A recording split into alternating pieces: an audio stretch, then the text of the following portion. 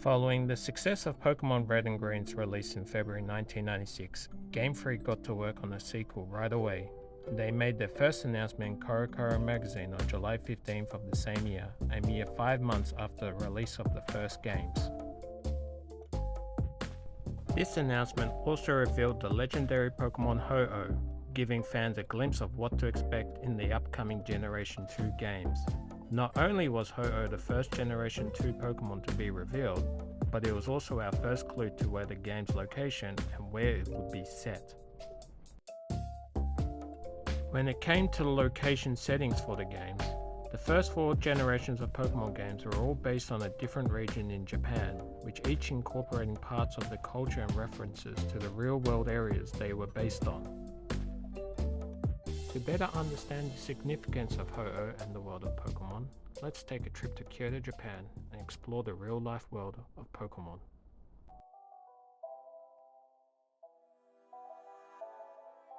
Game Freak chose to base the location of the first generation games Kanto on the real-life Japanese region of Kanto.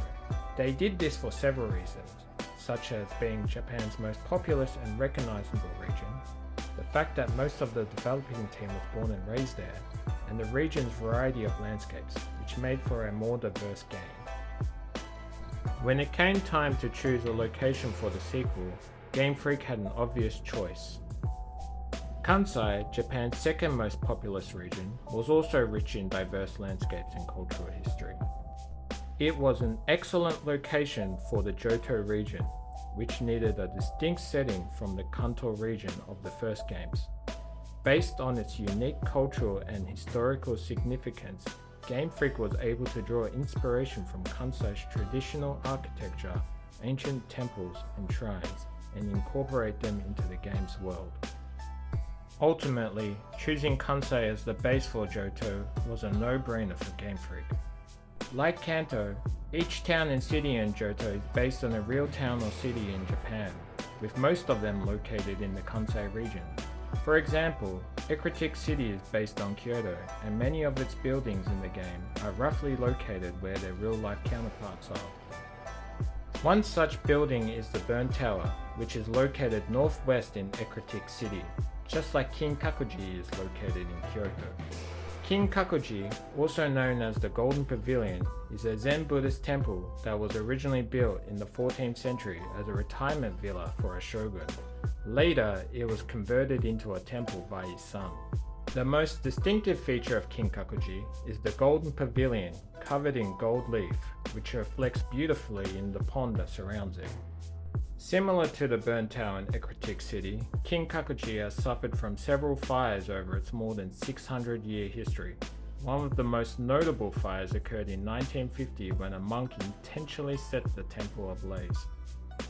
After Kinkakuji was rebuilt and restored in 1955, a statue of a phoenix, or Ho-Oh as it's known in Japanese, was placed on top of the temple.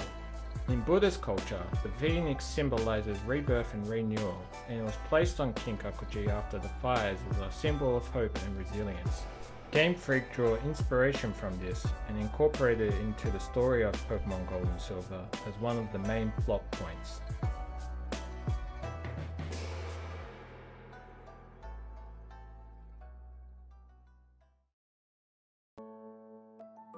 Just as the Golden Pavilion Kinkakuji inspired the design of the Burn Tower, the Silver Pavilion Ginkakuji served as the basis for the Bell Tower.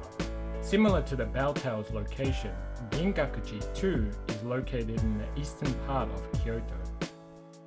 But as you can see, Kinkakuji doesn't look too similar to the Bell Tower, so, as mentioned by prominent Pokemon Gold and Silver developer and future Pokemon director Junichi Masuda, let's head south to the place where the Bell Tower is modeled off, Toji.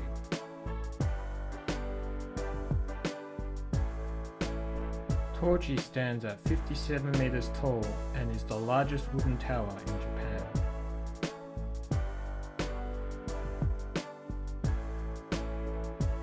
Lastly, let's visit the center of both Kyoto and Ecruteak City and have a look at the dance theater. While there are many dance theaters throughout Kyoto, Ecruteak City's dance theater was most likely modeled off the famous Minamiza Theater. In the Japanese version of Pokemon Gold and Silver, the Kimono Girls are called Maiko. In the real world, Maiko are young apprentices to Kyoto's famous geisha, and watching the Maiko dance at the Minamiza Theatre is one of the theatre's main attractions. Thank you everyone for watching. I hope you enjoyed part 1 of the series, and please stay tuned for more.